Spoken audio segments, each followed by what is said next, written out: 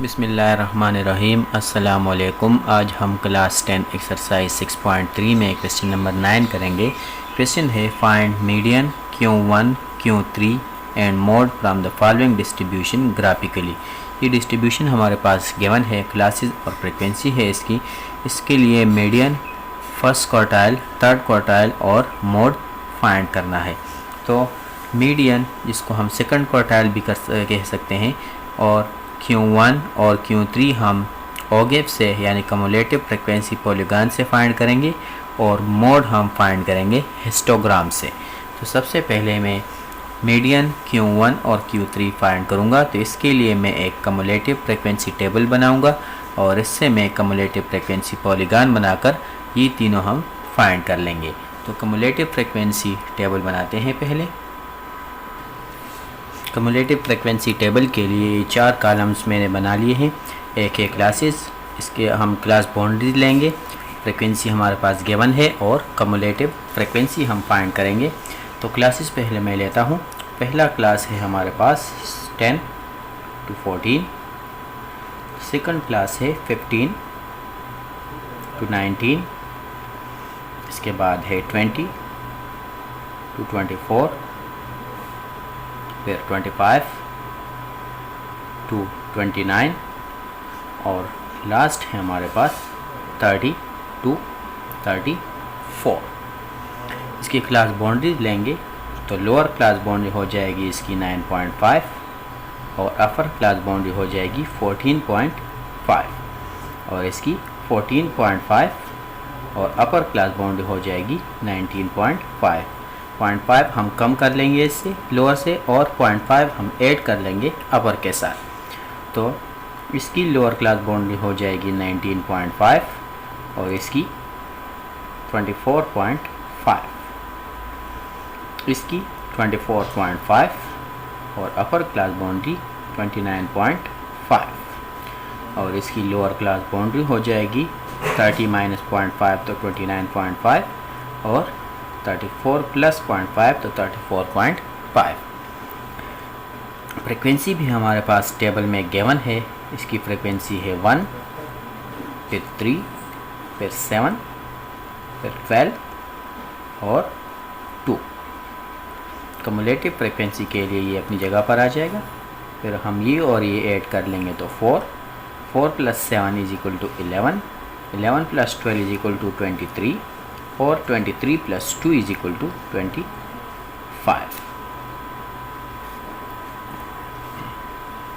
तो ये हमारा कम्युलेटिव फ्रिक्वेंसी टेबल हो गया।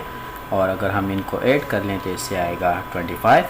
तो समेशन f है हमारे पास 25, मतलब हमारे पास जो सारे नंबर्स हैं वो है 25।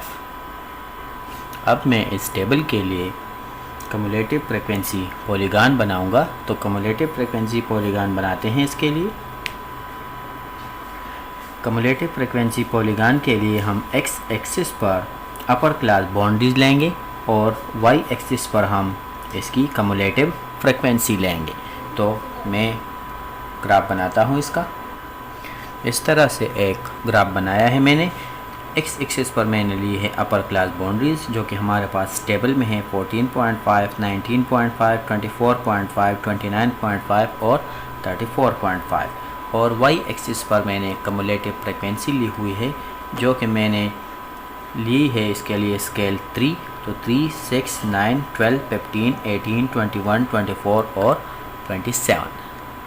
मैंने इसकी जो स्केल है वो मैंने हर यूनिट को 3 लिया हुआ है। आप 5 भी ले सकते हैं, 2 भी ले सकते हैं। यहाँ पर मैंने सबके दरमियान गैप 3 रखा है। तो अब मैं इसको मार्क करता हूँ। उधर हम देख लें टेबल में तो 14.5 इसकी कम्युलेटिव फ्रिक्वेंसी है 1। तो यहाँ पर ये तो हमारे पास है 3, तो यहाँ पर तकरीबन आएगा हमारे पास 1। इसको मैंने मार्क कर लिया। यहाँ पर होगा 1, 2, 3, तो 1 तकरीबन यहाँ पर आएगा। तो मैंने यहाँ पर लिख लिया, इसको मैंने मार्क कर लिया। इसके बाद है 19.5 और इसकी कम्युलेटिव फ्रिक्वेंसी है हमारे पास 4। ये 19.5 और 4 यहाँ पर आएगा। 3 और 6 के दरमियान में हमारे पास आएगा 4.5, तो इससे थोड़ा नीचे हमारे पास आ जाएगा यहाँ पर 4।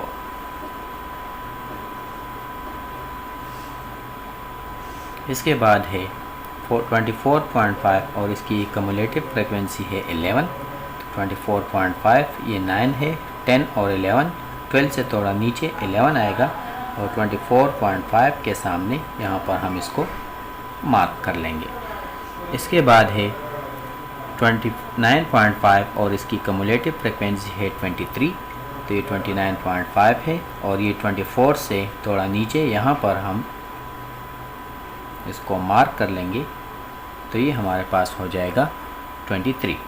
और फिर है हमारे पास 34.5 और इसकी कम्युलेटिव फ्रिक्वेंसी है 25, तो ये हमारे पास है 34.5 और 24 से थोड़ा ऊपर, मीन्स यहाँ पर हमारे पास होगा, इसको आप रूलर की मदद से चेक करेंगे, यहाँ पर स्ट्रेट इस तरह आप इसको मार्क कर लेंगे। अब मैं इन सब पॉइंट्स को जॉइन करता हूँ।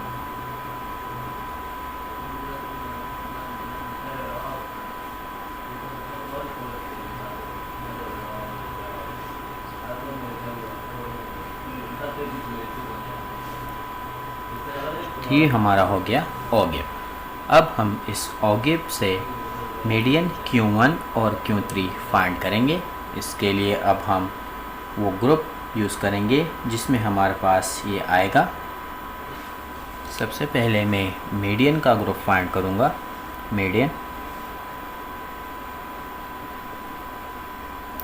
मीडियन का ग्रुप होगा हमारे पास n/2 टर्म।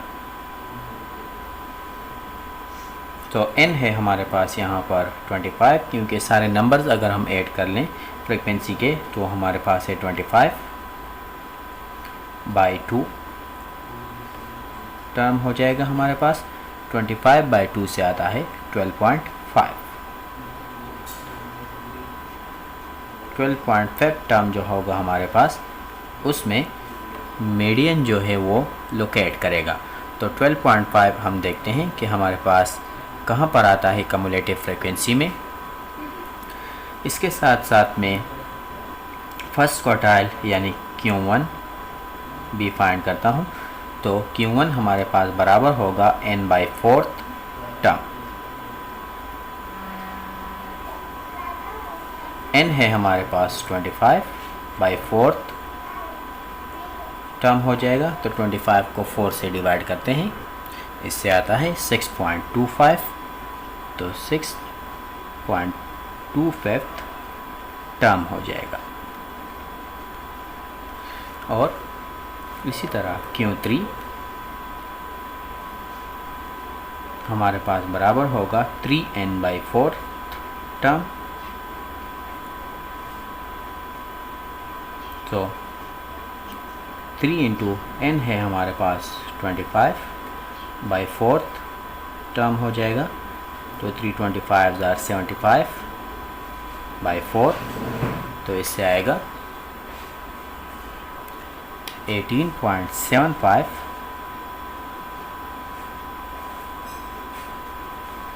टर्म। सो अब हम अपने ग्राफ में देखते हैं कि मीडियन Q1 और Q3 कहाँ पर लोकेट करता है। तो वो हम देखते हैं।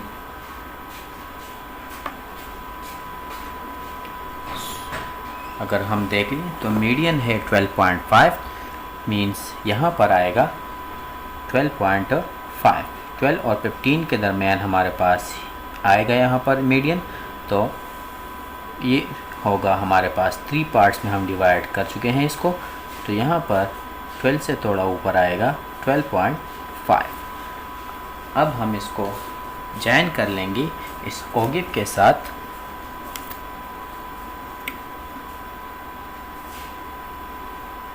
इस तरह स्ट्रेट लाइन से हम इसको जॉइन करेंगे और ऑगिव के साथ जहाँ पर ये मीट करता है, इसको अब हम नीचे x एक्सिस जिस पर हमने क्लास बाउंड्रीज ली हुई है उसके साथ जॉइन कर लेंगे। तो यहाँ पर जहाँ ये जॉइन होता है ये हमारा होगा मीडियन। यहाँ पर मीडियन होगा तो ये 24.5 से थोड़ा सा फासले पर है, तो यहाँ पर तकरीबन आएगा 25 पॉइंट समथिंग। तो हमारा आंसर हो जाएगा मीडियन का मीडियन इज इक्वल टू 25.125, क्योंकि यहाँ पर हमारे पास है 25.125, यहाँ पर है 24 से थोड़ा इस तरफ पर हमारे पास मार्क हुआ है जो कि 25 पॉइंट समथिंग आएगा, तो मैंने 25.125 लिया हुआ है। अब Q1 हमारे पास लोकेट करता है 6.25 टर्म में, तो 6.25 टर्म हमारे पास होगा, ये 6 है और ये 9, तो 6 से थोड़ा सा ऊपर यहाँ पर लोकेट करेगा 6.25। अब हम इसको उसी तरह जॉइन करेंगे ओगिप के साथ।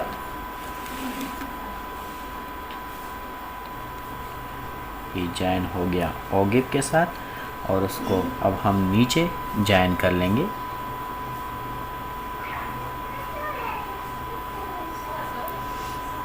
तो ये पॉइंट जो है हमारा ये हो जाएगा हमारे पास फर्स्ट क्वार्टाइल यानी Q1। तो यहाँ पर है 19.5, यहाँ पर 20 होगा, तो 21 पॉइंट समथिंग आएगा यहाँ पर। तो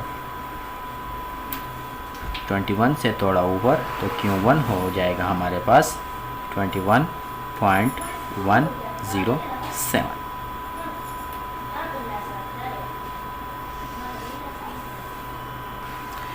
इसके बाद है थर्ड क्वार्टाइल, इसकी जो ग्रुप होगी वो है 18.75 टर्म, तो 18.75 हम देखते हैं।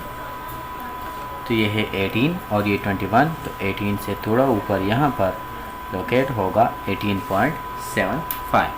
बिल्कुल इसी तरह अब हम इसको भी जॉइन करते हैं इस तरह ओगिप के साथ, और ओगिप का हम नीचे जॉइन कर लेंगे।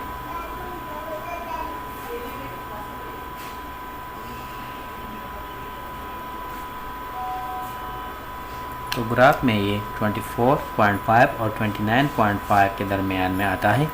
तो यहाँ पर हमारे पास तकरीबन होगा 27, क्योंकि 29.5 के करीब है। तो Q3 हम लेंगे यानी थर्ड क्वार्टाइल हमारे पास हो जाएगी 27.73। इस ग्राफ से ये डेसिमल फ्रैक्शन निकालना मुश्किल है, तो आप इस तरह करें कि ये जो हमारे पास वैल्यूज़ है, ये रियल जो वैल्यूज़ हैं हमारे पास, फ्रैक्शंस जो नहीं है डेसिमल, तो वो हम इस तरह लेंगे, सही लेंगे। और पॉइंट के इस तरफ अगर ये निकालना मुश्किल हो तो आप सिर्फ मीडियन 25, Q1 21 और Q3 27 भी ले सकते हैं। अब हम मोड फाइंड करेंगे, तो मोड के लिए हम हिस्टोग्राम यूज़ करेंगे। जो टेबल हमने पहले बनाया था कम्युलेटिव फ्रीक्वेंसी टेबल, तो इससे ही हम वैल्यूज़ निकालेंगे, क्योंकि हिस्टोग्राम में हमारे पास फ्रीक्वेंसी और क्लास बाउंड्रीज़ की ज़रूरत होती है, जो कि हम ऑलरेडी उस टेबल में फाइंड कर चुके हैं। एक्स एक्सिस पर मैंने क्लास बाउंड्रीज ली है, जो कि 9.5 to 14.5, फिर 19.5, फिर 24.5, 29.5 और 34.5। और वाई एक्सिस पर मैंने फ्रीक्वेंसी ली हुई है, जो कि मैंने 2, 4, 6, 8, 10, 12 ली हुई है। 12 तक है हमारे पास फ्रीक्वेंसीज़, और हर एक जो यूनिट है वो मैंने 2 लिया हुआ है स्केल में। सो पहला है हमारे पास 9.5 to 14.5 है हमारे पास 1, यहाँ पर 1 होगा, ये 0 है, तो 0 और 2 के दरमियान में 1, तो ये हो जाएगा। इसके बाद है 14.5 to 19.5 है हमारे पास 3, तो 0 और 4 के 2 और 4 के दरमियान यहाँ पर हो जाएगा 3।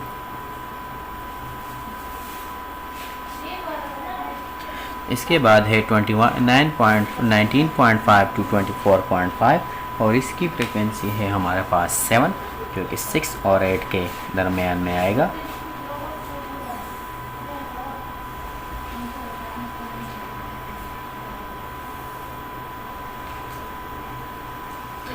और इसके बाद है हमारे पास 24.5 टू 29.5 और इसकी फ्रिक्वेंसी है हमारे पास 12। तो ये हमारे पास 12 है। इसको मैं ज्वाइन करता हूँ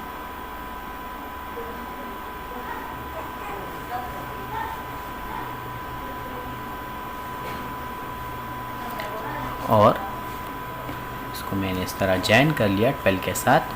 और इसके बाद है हमारे पास 29.5 टू 34.5 और इसकी फ्रिक्वेंसी है 2। तो ये हमारे पास 2 है। इसको मैं इस तरह ज्वाइन करता हूँ और ये हमारा हो गया हिस्टोग्राम। अब इससे मैं मोड फाइंड करूँगा।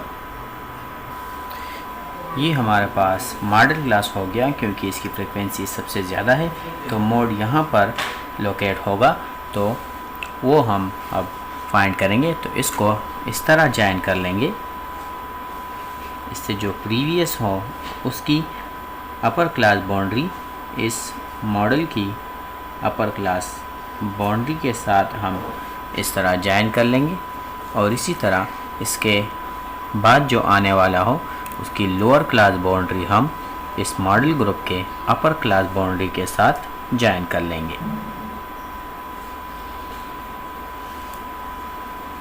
इसको इसके साथ और इसको इसके साथ हम ज्वाइन कर लेंगे।